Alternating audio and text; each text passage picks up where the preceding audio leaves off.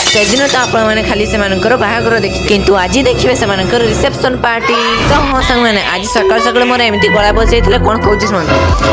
तो संग माने आज मो गळा बसैछि ओ कथा होइबे